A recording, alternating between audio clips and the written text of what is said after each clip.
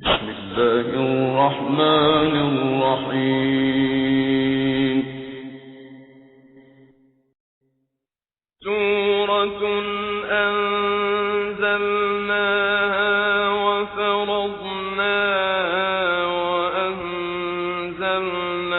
فيها آيات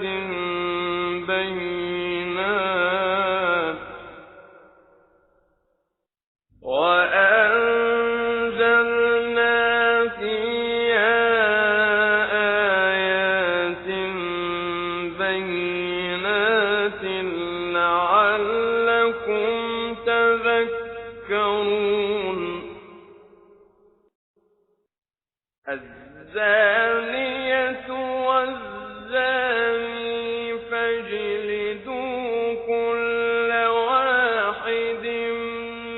منهما 100 جلدة ولا تأخذكم بهما رأفة في دين الله إن كنتم تؤمنون بالله واليوم الآخر وليشهد عذابهما طائفة من المؤمنين.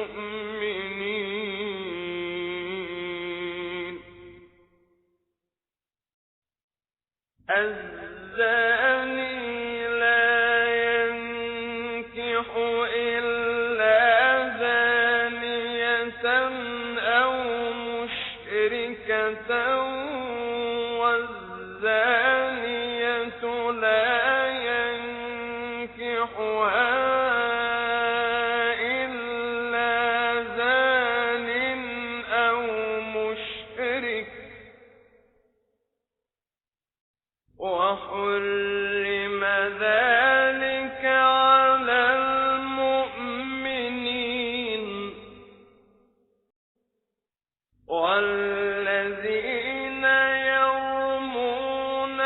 المحصنات ثم لم يأتوا بأربعة شهداء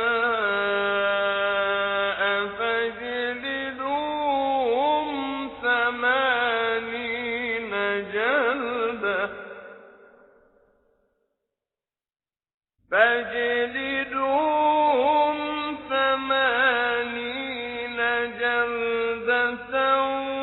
ولا تقبلوا لهم شهادة أبدا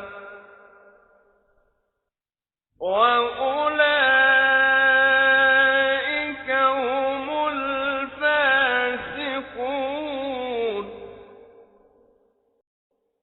إلا الذين تابوا من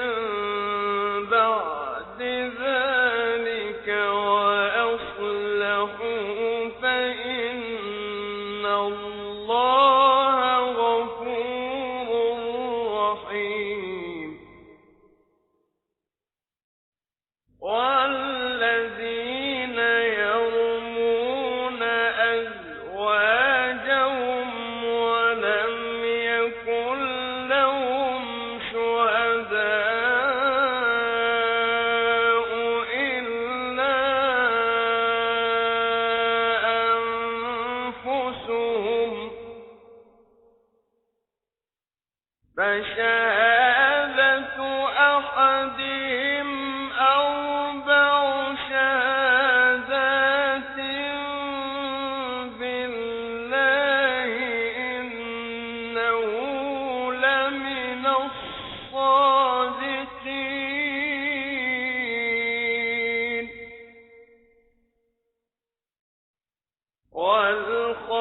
والخامسة أن لعنة الله عليه إن كان من الكاذبين.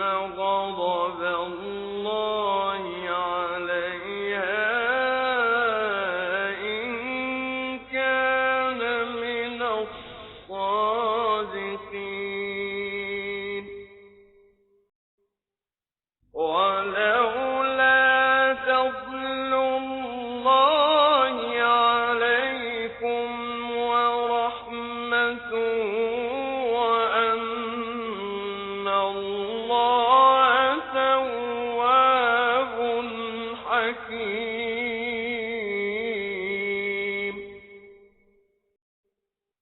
إن الذين جاءوا بالإفك عصبة منكم لا تحسبوا شرا لكم بل هو خير لكم لكل امرئ منهم ما اكتسب من الإثم والذي تولى كبره منهم له عذاب عظيم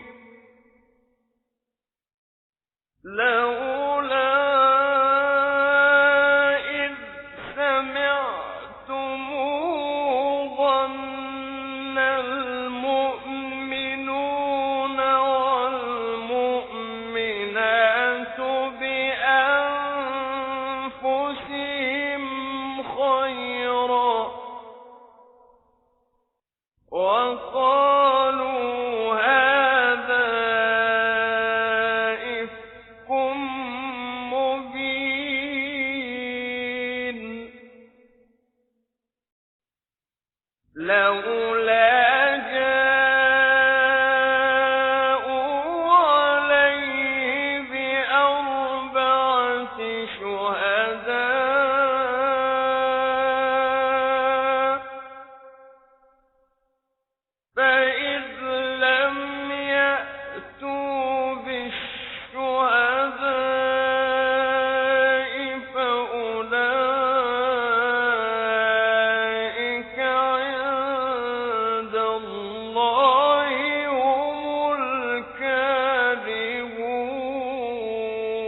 الكاذبون ولولا فضل الله عليكم ورحمته في الدنيا والآخرة لمسكم فيما أفضتم فيه عذاب عظيم إذ تلقونه بألسنتكم وتقولون بأفواهكم ما ليس لكم به علم وتحسبونه هينا وهو عند الله عظيم ولولا إذ سمعتموه قلتم ما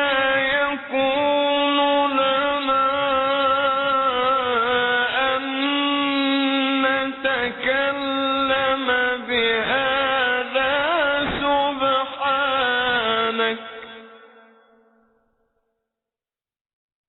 سبحانك هذا بهتان عظيم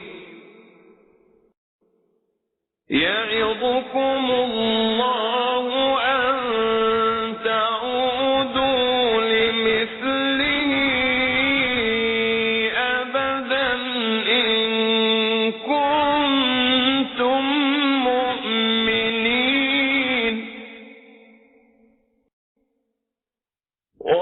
ويبين الله لكم الآيات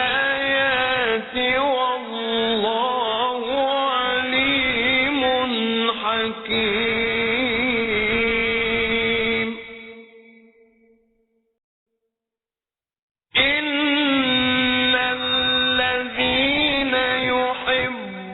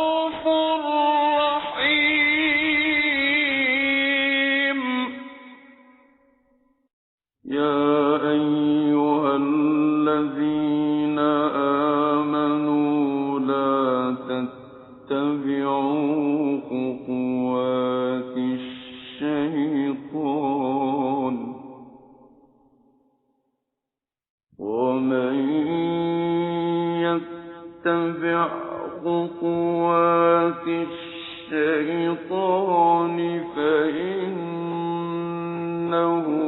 يأمر بالفحشاء والمنكر ولولا فضل الله عليكم ورحمته ما زكى منكم من أحد أبدا ولكن الله يزكي من يشاء والله سميع عليم ولا يأتل أولو الفضل منكم والسعة أن يؤتوا أولي القربى والمساكين والمهاجرين في سبيل الله وليعفوا وليصفحوا ألا تحبون أن يغفر الله لكم والله غفور رحيم إن الذين يرمون المحصنات الغافلات المؤمنات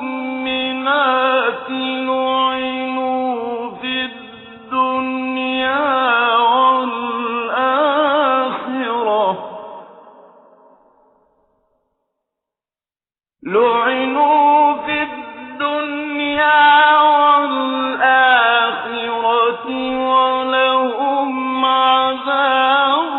عظيم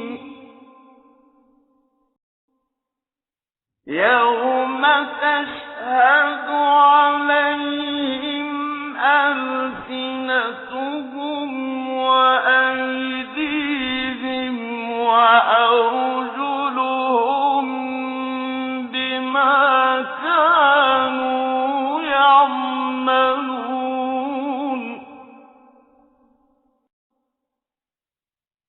يومئذ يوفيهم الله دينهم الحق ويعلمون أن الله هو الحق المبين الخبيثات للخبيثين والخبيثون للخبيثات والطيبات للطيبين والطيبون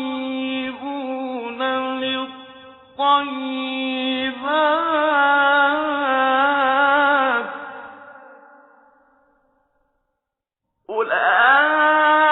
أولئك مبرؤون مما يقولون لهم مغفرة ورزق كريم يا أيها الذين آمنوا لا تدخلوا بيوتا غير حتى تستأنسوا وتسلموا على أهلها ذلكم خير لكم لعلكم تذكرون فإن لم تجدوا فيها أحدا فلا تدخلوها حتى يؤذن لكم وإن قيل لكم ارجعوا فارجعوا وإن قيل لكم ارجعوا فارجعوا هو أزكى لكم والله بما تعملون عليم ليس عليكم جناح أن تدخلوا بيوتا غير مسكونة فيها متاع لكم والله يعلم ما تبدون وما تكتمون قل للمؤمنين يغضوا من أبصارهم ويحفظوا فروجهم ذلك أزكى لهم إن الله خبير بما يصنعون وقل للمؤمنات يغضضن من أبصارهن ويحفظن فروجهن ولا يبدين زينتهن إلا ما ظهر منها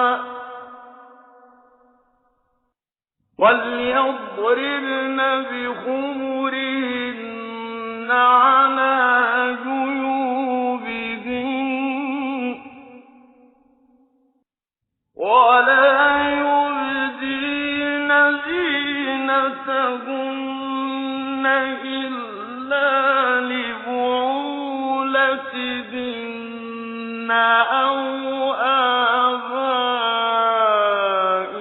آبائهن أو آباء بعولتهن أو آباء بعولتهن أو أبنائهن أو أبناء بعولتهن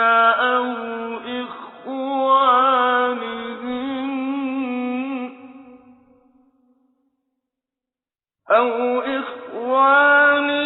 إخوانهن أو بني إخوانهن أو بني أخواتهن أو نسائهن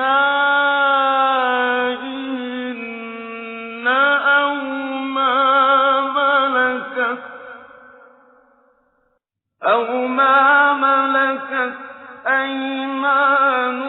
أيمانهن أو التابعين غير أولي الإربة من الرجال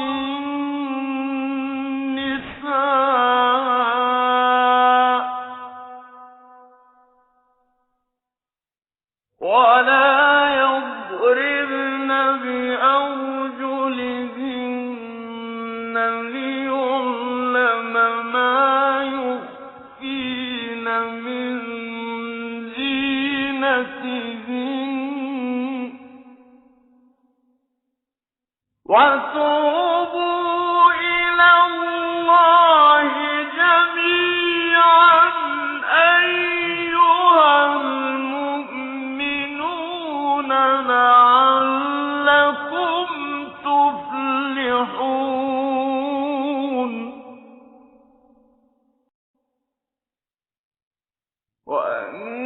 وأنكحوا الأيام منكم والصالحين من عبادكم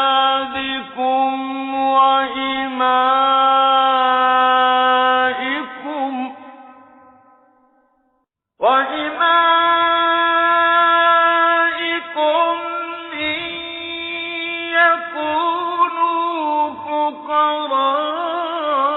فقراء يغنيهم الله من فضله والله واسع عليم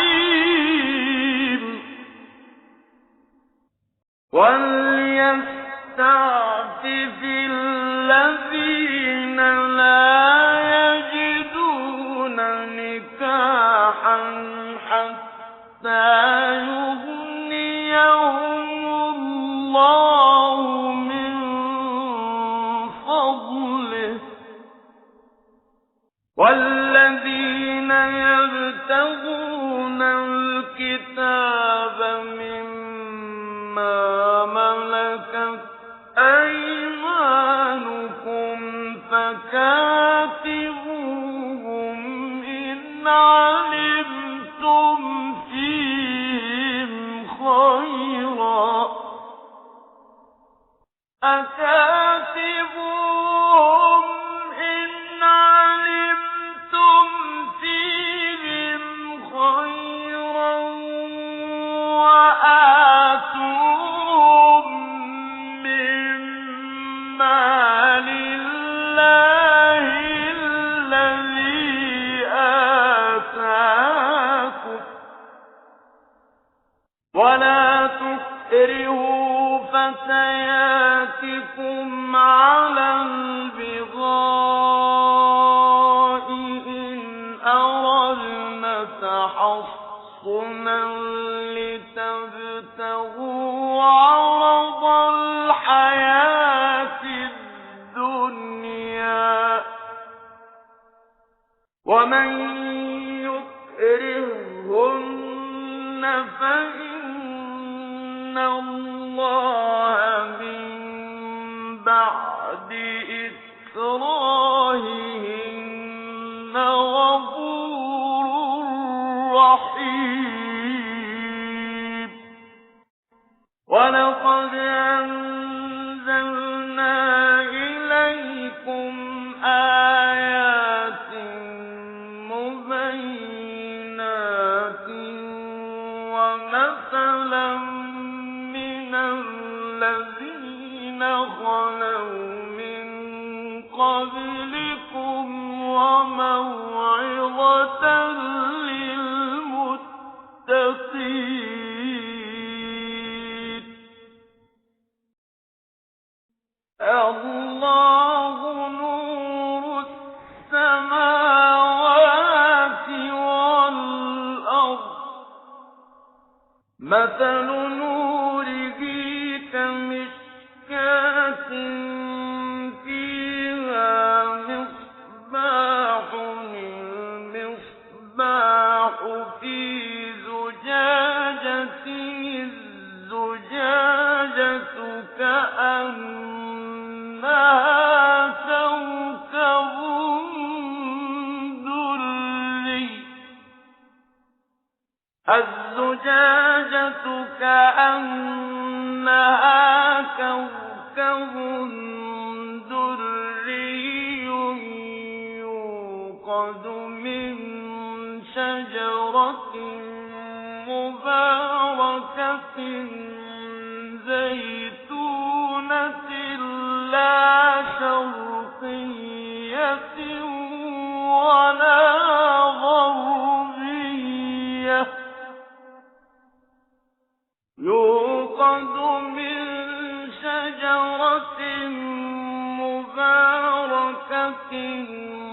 زيتونة لا شرقية ولا غربية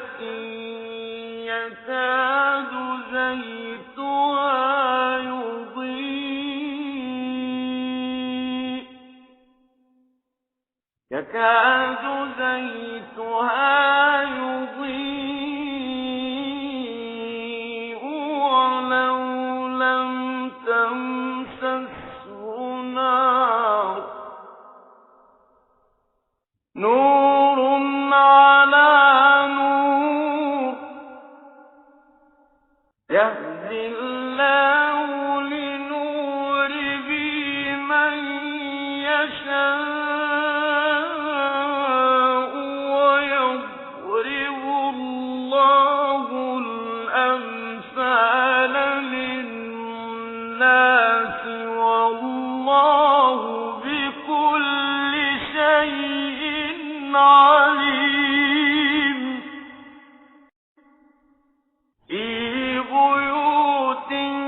أذن الله أن ترفع ويذكر فيها اسمه يسبح له فيها بالغدو والآصال في بيوت أذن الله أن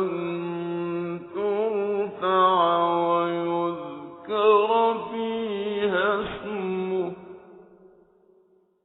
ويذكر فيها اسمه يسبح له فيها بالغدو والآصال رجال لا تلهيهم تجارة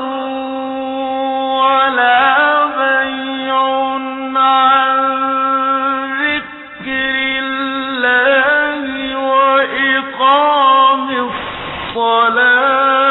الصلاة رجال لا تلهيهم تجارة ولا بيع عن ذكر الله وإقام الصلاة وإيتاء الزكاة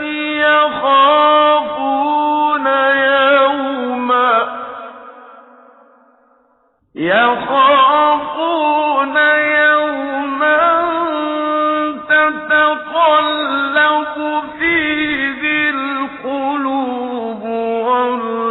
والأبصار ليجزيهم الله أحسن ما عملوا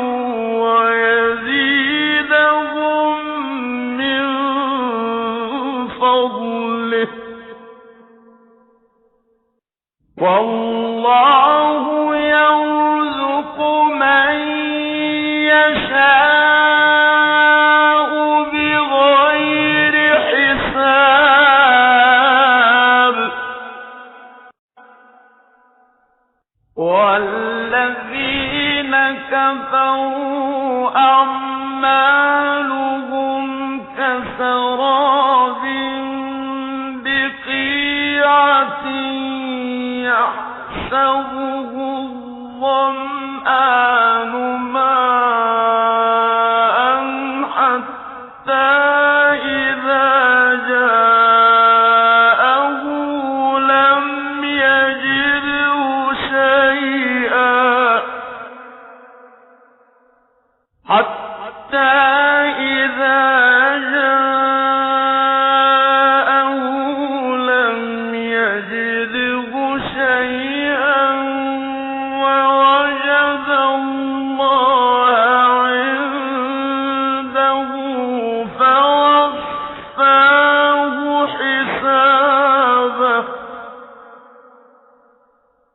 والله سريع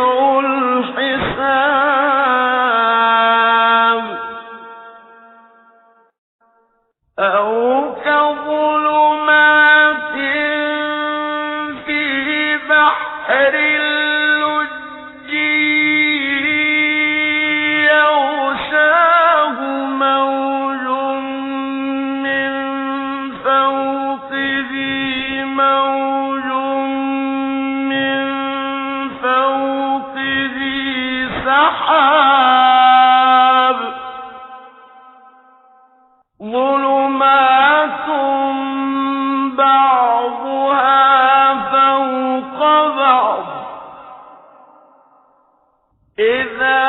أخرج يده لم يكد يراها ومن لم يجعل الله له نورا فما له من نور ألم تر أن الله يسبح له من في السماوات والأرض والطير صافات كل قد علم صلاته وتسبيحه والله عليم بما يفعلون ولله ملك السماوات والأرض وإلى الله المصير ألم تر أن الله يزجي سحابا ثم يؤلف بينه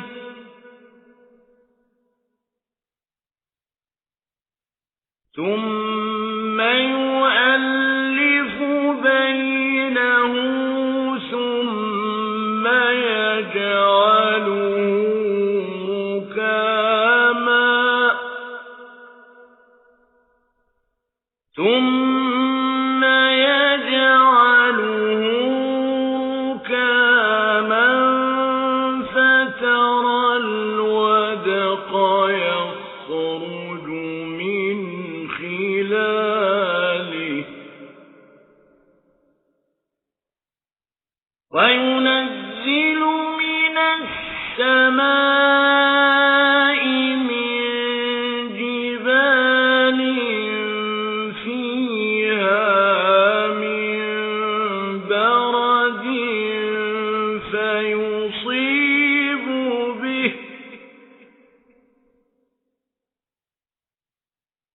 فيصيب به من يشاء ويصرفه عن من يشاء يكاد سنا برقه يذهب بالأبصار يقلب الله الليل والنهار إن في ذلك لعبرة لأولي الأبصار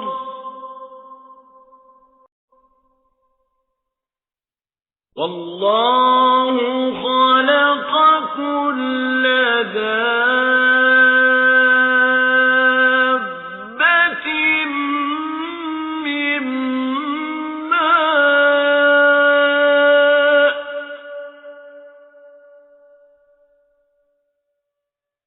فمنهم من يمشي على بطنه ومنهم من يمشي على رجلين ومنهم من يمشي على أربع يخلق الله ما يشاء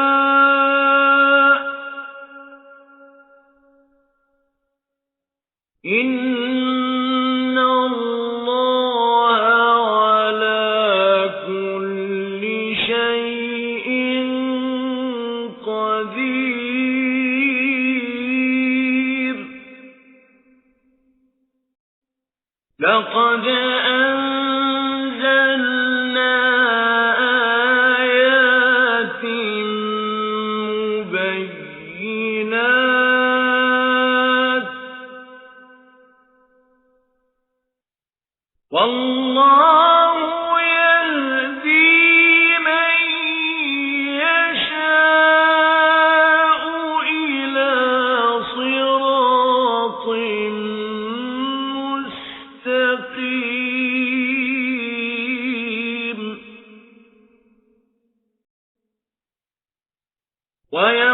ويقولون آمنا بالله وبالرسول وأطعنا ثم يتولى فريق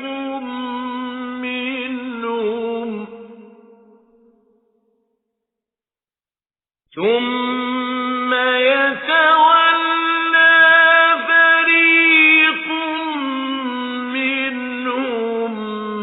من بعد ذلك وما أولئك بالمؤمنين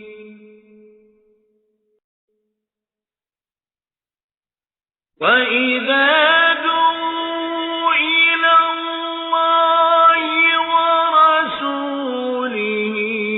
ليحكم بينهم إذا فريق منهم معرضون وإن يكن لهم الحق يأتوا إليه مذعنين أفي قلوبهم مرض أم ارتابوا أم يخافون أن يحيف الله عليهم ورسوله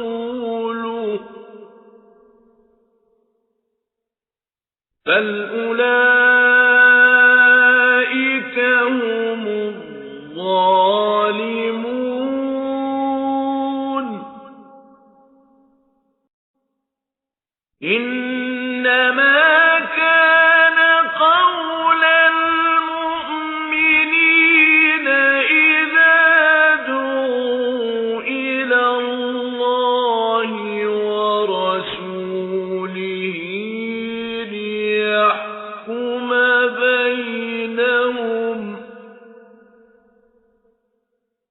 إذا دعوا إلى الله ورسوله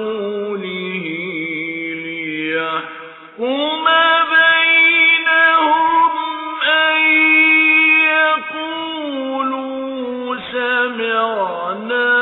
وأطعنا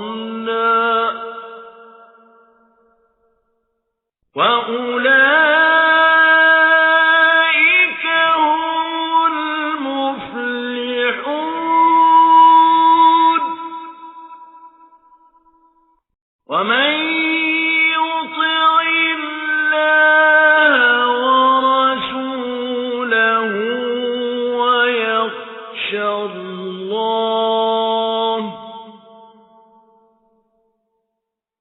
ويخشى الله ويتقه فأولئك هم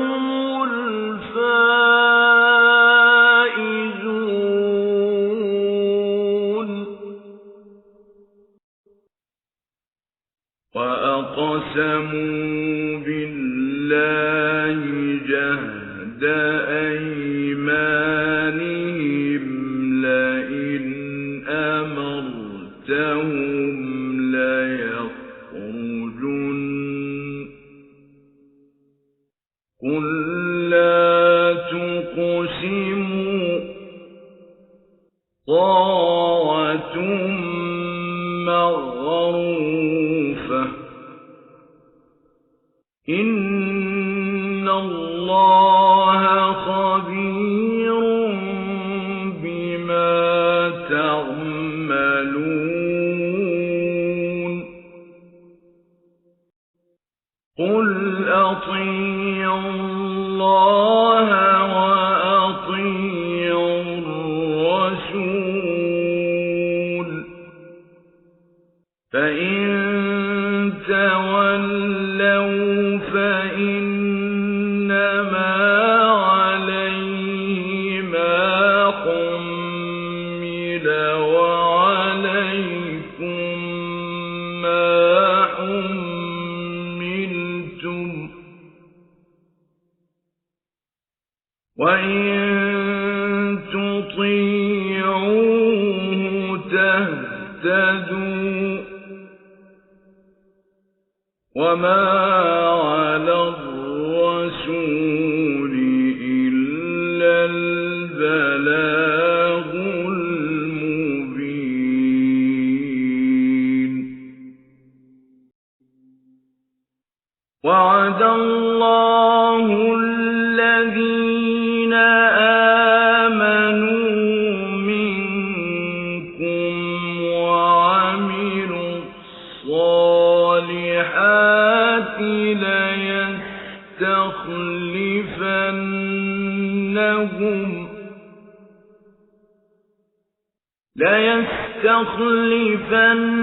ليستخلفنهم في الأرض كما استخلف الذين من قبلهم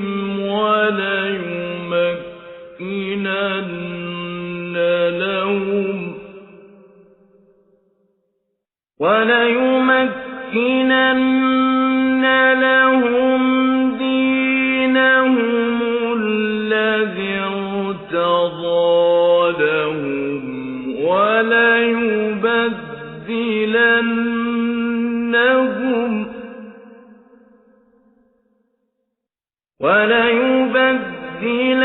وليبدلنهم من بعد خوفهم أمنا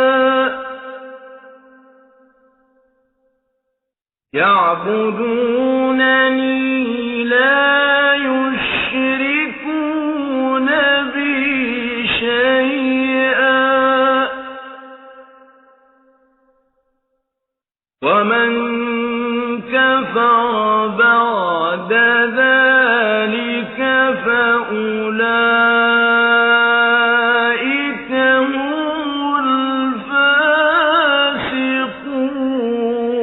الفاسقون وأقيموا الصلاة وآتوا الزكاة وأطيعوا الرسول لعلكم ترحمون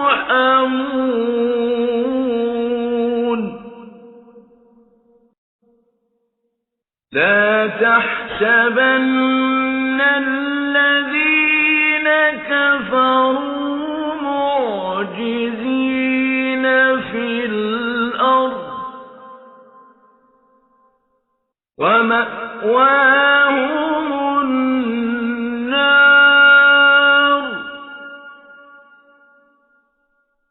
ولبئس المصير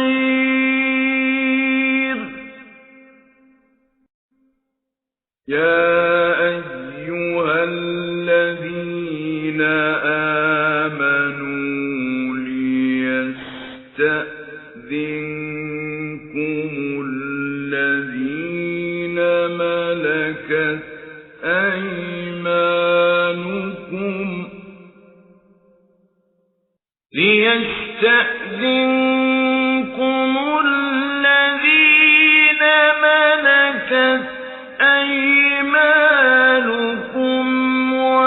والذين لم يبلغوا الحلم منكم 3 مرات من قبل صلاة الفجر وحين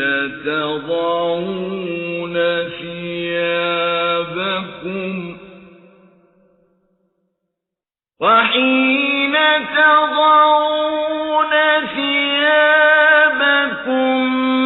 من الظهيرة ومن بعد صلاة العشاء 3 عورات لكم ليس عليكم ولا عليهم جناح بعدهن طوافون عليكم بعضكم على بعض كذلك يبين الله لكم الآيات والله عليم حكيم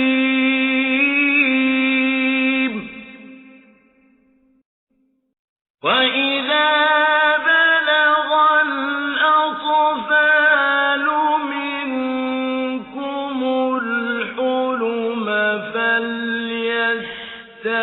فليستأذنوا كما استأذن الذين من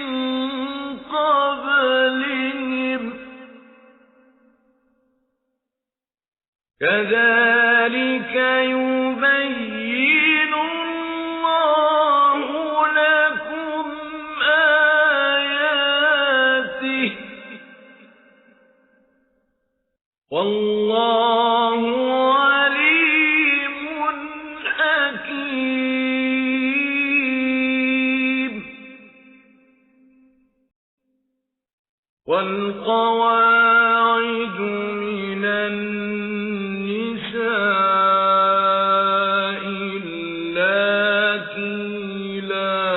يرجون نكاحا فليس عليهن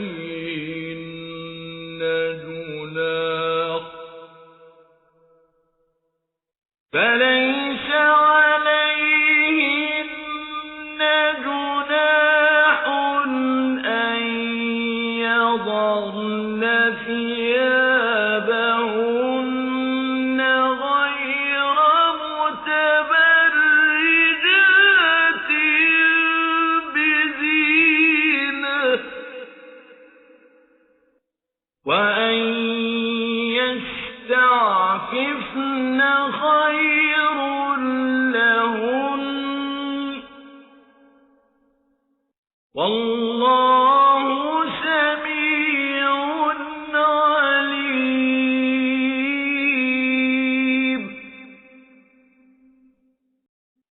ليس على الأعمى حرج ولا على الأعرج حرج ولا على المريض حرج ولا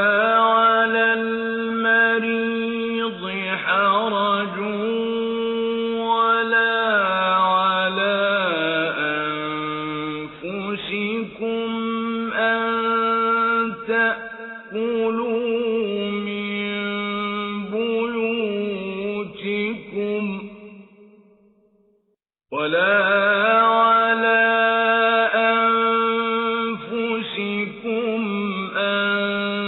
تأكلوا من بيوتكم أو بيوت آبائكم أو بيوت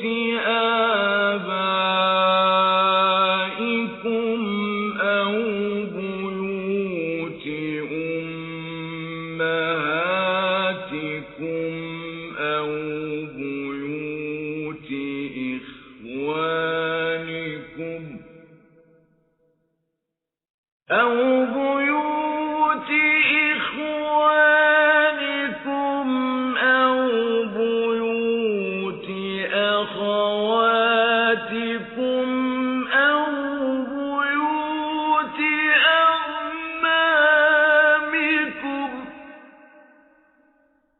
أو بيوت أعمامكم أو بيوت عماتكم أو بيوت أخوالكم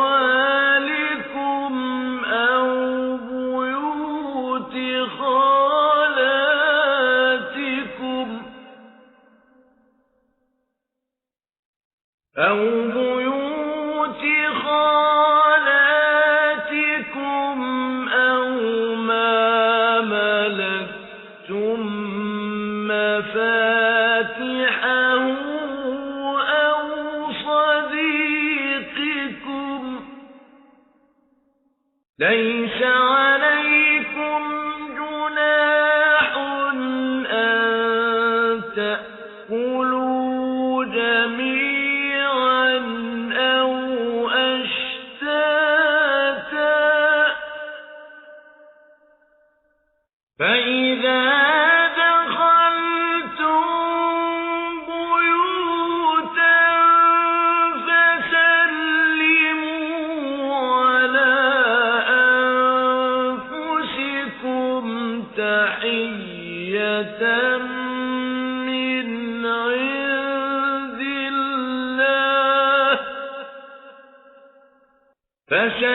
فسلموا على أنفسكم تحية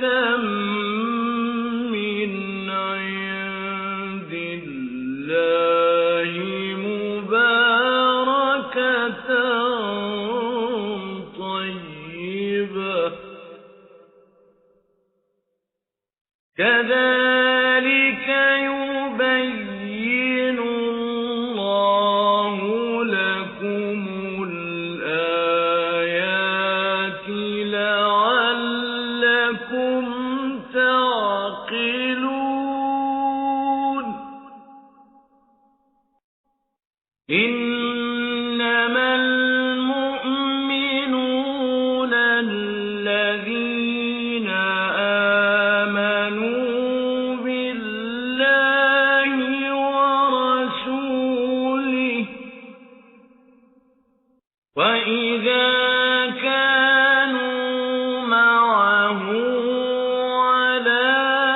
أمر جامع لم يذهبوا حتى يستأذنوه إن الذين يستأذنون